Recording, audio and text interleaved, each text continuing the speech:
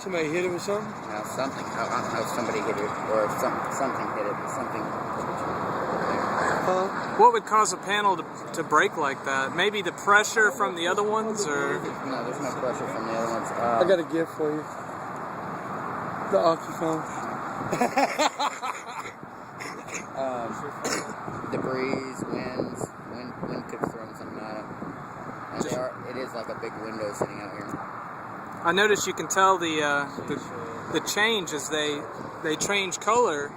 These cells. Yeah. I guess as they break down, the silicon substrate breaks down. Yeah, they still pull quite a bit of electricity, but not like full capacity, you know. Tim got.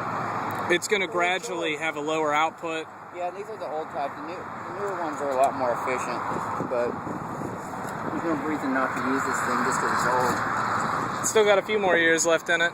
Yeah, it's only at a full battery power. It runs up to 2 kilowatts, but those batteries are about 5 years old, and that's just a little bit too old for these kind of batteries. So it's only pushing about 1,500. But between that and the secondary power I have in there, we hit right around 2 kilowatts.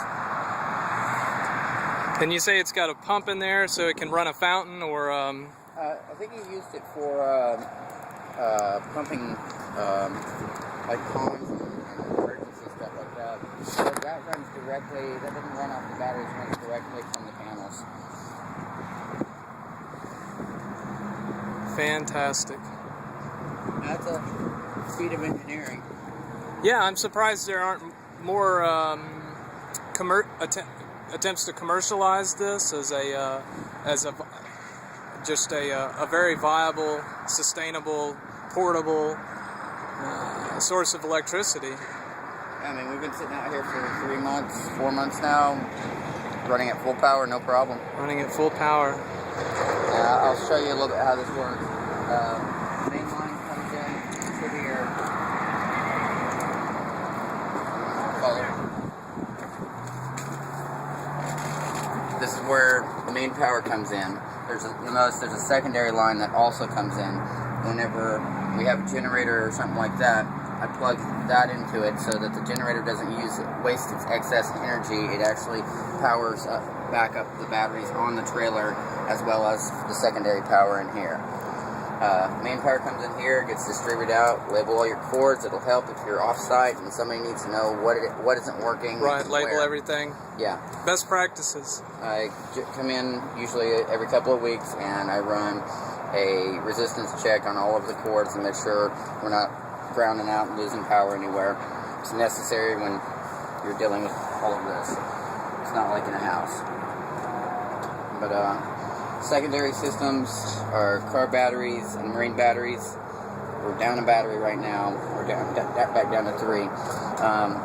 If need be, I can run the site for approximately 7 hours on the 700 watt inverter. If I'm just needing power for one light, I use this one, which is a 200 watt, which won't pull as much off of those. And then everything goes back out across the biblical there and gets distributed out to the dome and the kitchen, security tent, the office, and I've got a secondary one on the other side of the camp in case I need power over there. And so that's pretty much how power is set up. Yeah, the secondary power, what I mainly use that for is for CFLs, for light bulbs, things that would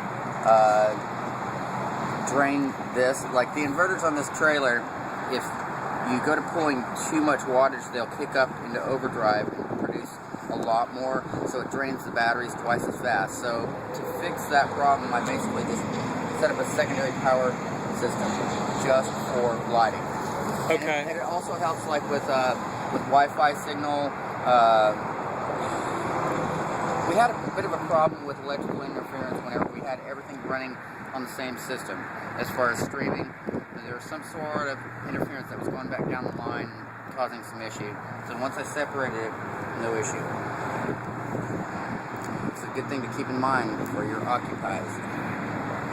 And another thing that maybe was not intuitive to laypersons is the CFLs drain the system in a way that's different from regular floor. Just on the grid, they're going to save you a little bit of money, but out here, not so much. So you probably want to look at getting some LED lights or something like that.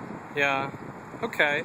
That's a pretty good overview of how electricity works for the Occupy Little Rock site. As in, there's the Tech 10, of course.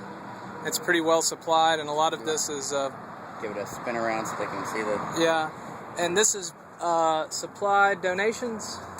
Yeah. Basically, things that work, things that don't work, things I can pull electrical components off of to repair others or to build new things.